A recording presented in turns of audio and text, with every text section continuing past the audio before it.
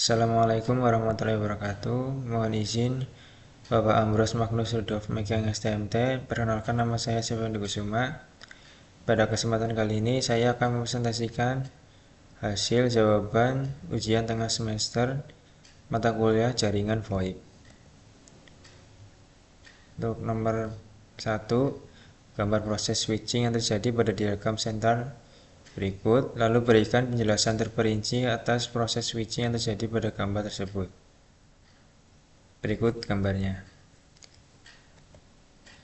Lalu berikut saya gambarkan pada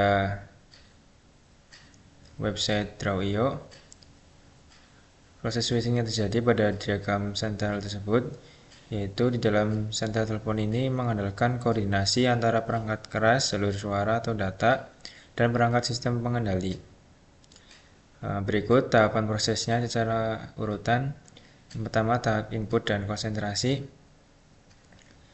Deteksi awalnya ketika pelanggan, yaitu dari telepon rumah atau komputer melalui modem, mengangkat tegangan telepon atau menginisiasi koneksi. Subscriber stage akan mendeteksi adanya perubahan arus. Konsentrasi jalur, komponennya berbentuk trapesium. Di dalam subscriber stage merupakan multiplexer atau concentrator. Karena tidak semua pelanggan menelpon dalam waktu yang bersamaan, komponen ini mengonsentrasikan ribuan saluran pelanggan yang idle atau tidak bekerja ke dalam jumlah jalur batang atau yang disebut trunk yang lebih sedikit menuju saklar utama. Pengecilan jalur khususnya yaitu pada jalur PBX langsung dihubungkan ke grup switch tanpa melalui proses konsentrasi biasa, karena biasanya sudah membawa trafik padat berupa terang digital. Lalu tahap pengendali dan pensinyalan. Pengiriman nada pilih. Setelah subscriber stage mengalokasikan jalur kosong, kontrol sistem memerintahkan signaling equipment untuk mengirimkan nada pilih ke dalam nomor pelanggan. Analisis nomornya, pelanggan mengetikkan nomor tujuan, lalu nomor digital atau bola tersebut ditangkap oleh signaling equipment dan diteruskan ke kontrol sistem untuk dianalisis apakah panggilan tersebut lokal, interlokal, atau internasional. Pada kondisi khusus, jika nomor yang dituju sedang sibuk atau tidak terdaftar, kontrol sistem akan mengalihkan jalur ke announcement equipment untuk memutar rekaman suara otomatis. Contohnya, nomor yang Anda tuju sedang sibuk. Lalu tahap pengalihan utama. Penyambungan yang pertama yaitu penyambungan jalur. Setelah nomor tujuan divalidasi dan jalur tujuan dipastikan siap, lalu sistem memerintahkan grup switch untuk melakukan penyambungan fisik atau logis. Fungsi utamanya, grup switch bertindak sebagai persimpangan jalan besar yang menghubungkan internal pelanggan atau mengarahkan panggilan keluar menuju sentral lain. Lalu tahap output dan pemeliharaan. Yang pertama, menuju luar sentral. Jika panggilan ditujukan ke luar kota atau operator lain, grup switch mengarahkan koneksi ke ETC. ETC sendiri berfungsi menjembatani, menjelaskan protokol, dan mengirimkan sinyal suara atau data tersebut melalui kabel terang atau syarat optik menuju sentral tujuan. Monitoring dan pengujian. Selama proses switching berlangsung maupun secara berkala, tes atau measuring equipment melakukan monitoring kualitas panggilan, redaman sinyal, dan mendeteksi jika ada gangguan jalur. Third party equipment juga terhubung di sini untuk kebutuhan fungsi tambahan seperti sistem penagihan, perekaman hukum, atau optimasi eksternal. Lalu nomor 2, jelaskan secara terperinci prinsip kerja dari setiap perangkat beserta fungsinya pada arsitektur jaringan VoIP di bawah ini. Yang pertama yaitu ada server IP PBX. Prinsip kerjanya adalah perangkat tersebut adalah otak dari seluruh arsitektur ini. Perangkat ini bekerja dengan cara menerima data suara digital, membaca header paket untuk mengetahui alamat tujuan, lalu meletakkannya ke tujuan yang tepat. IP PBX ini bersifat hybrid karena mampu mengkonversi sinyal analog ke digital ataupun sebaliknya, serta mengubah fungsi persinyalan yang berbeda agar bisa saling berkomunikasi. Fungsinya yang pertama, mengatur routing panggilan internal sesama ekstensi maupun panggilan keluar masuk, menangani manajemen sesi komunikasi, dan menyediakan fitur tambahan seperti voicemail, call forwarding, dan automated attendant. Yang kedua ada sisi jaringan internet. Bagian ini menghubungkan pengguna eksternal atau remote user melalui jaringan internet publik ke server IPPBX.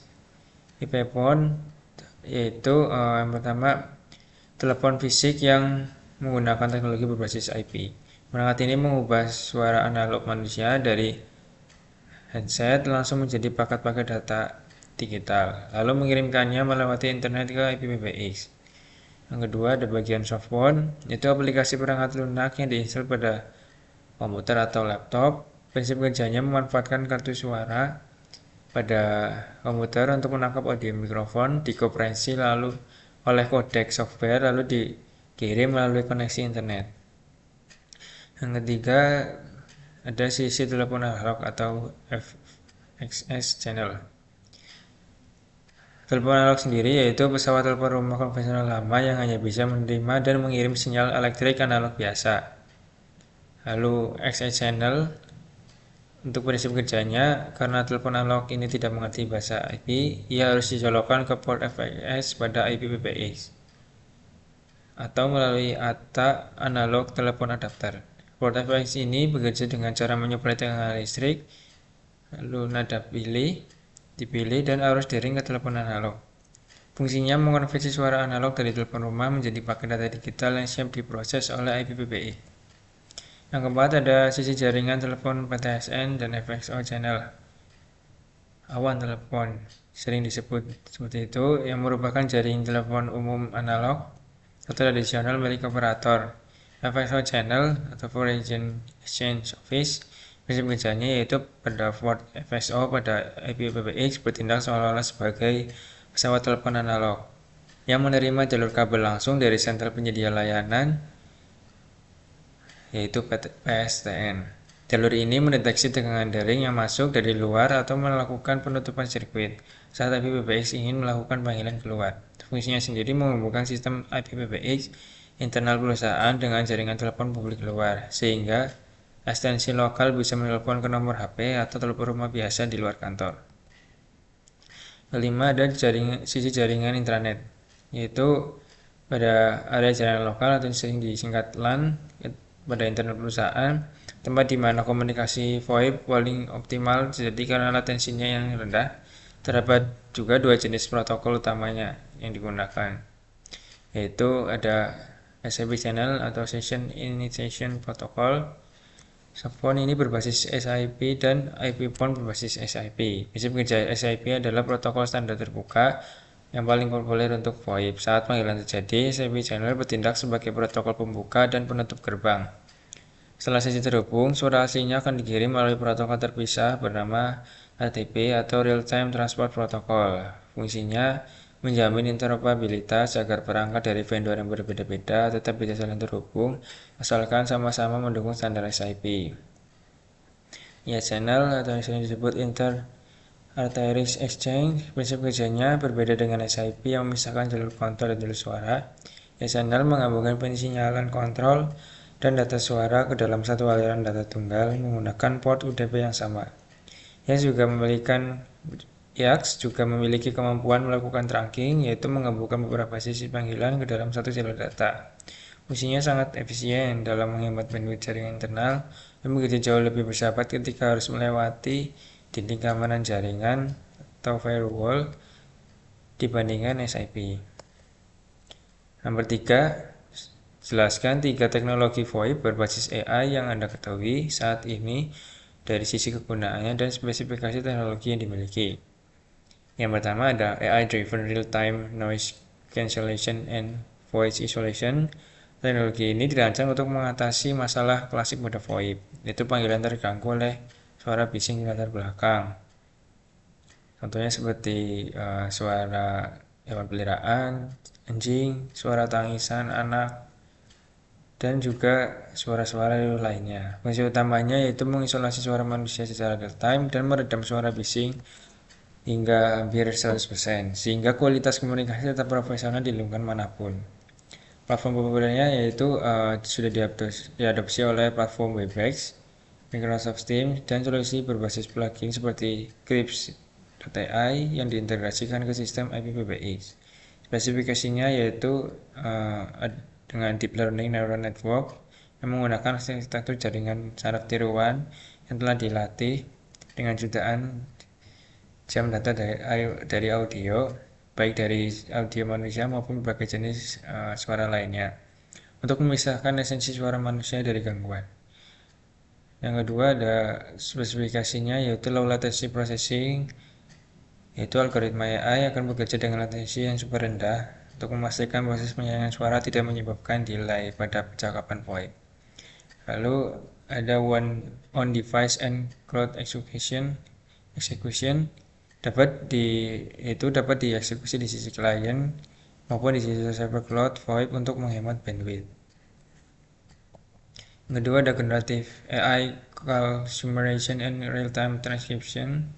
Gunaannya jika dulu agen call center atau aplikasi kantor harus mencatat manual hasil perbicaraan di telepon, untuk teknologi saat ini yaitu generative AI pada VoIP mengotomasikan seluruh proses dokumentasi ini secara instan.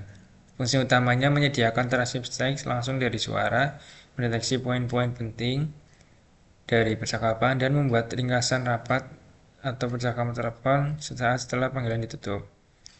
Platform populernya yaitu Dialphat AI, RingCentral RingSense, dan Zoom Phone AI Companion. Untuk spesifikasinya yaitu menggunakan Advanced NLP atau Natural Language Processing dan juga LLM. Memanfaatkan LLM seperti GPT-4, Claude, atau model lokal yang dioptimalkan untuk bisnis untuk memahami konteks, sentimen, dan nuansa bahasa dalam percakapan. Yang kedua, multi-speaker de-addition. Spesifik teknologi ini yang mampu mengenali dan memisahkan identitas pembicara yang berbeda dalam satu jalur audio VoIP, lalu melabelinya secara akurat pada transkrip. Lalu yang ketiga, automated CRM integration, yaitu API yang secara otomatis memberikan teks ringkasan dan analisis panggilan langsung ke sistem CRM seperti Salesforce atau HubSpot tanpa intervensi manusia. Yang ketiga, conversational AI voice bot and predictive behavioral routing. Kegunaannya, teknologi ini merevolusi sistem IVR atau interactive voice response tradisional yang kaku.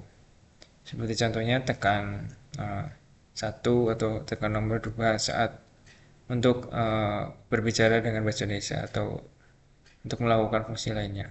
Fungsi utamanya sendiri dari teknologi ini yaitu contohnya voicebot berbasis AI dapat mengobrol dengan pelanggan secara natural layaknya manusia.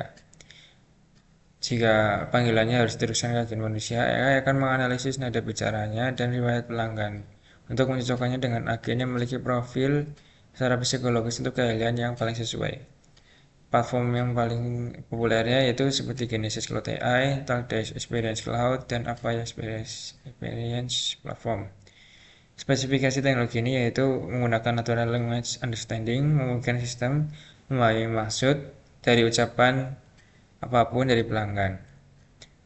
Lalu dengan sentimen dan tone analisis, menggunakan algoritma yang menganalisis fitur akustik suara seperti intonasinya, kecepatan bicaranya, dan lainnya secara langsung untuk mendeteksi emosi pelanggan. Lalu ada spesifikasi predictive matching algorithm, yaitu menggunakan machine learning untuk menganalisis data besar dari perilaku pelanggan dan kecenderungan performa agen secara historis guna menentukan rute transfer panggilan dengan probabilitas keberhasilan yang tertinggi. Demikian presentasi dari saya, kurang lebihnya mohon maaf. Wassalamualaikum warahmatullahi wabarakatuh.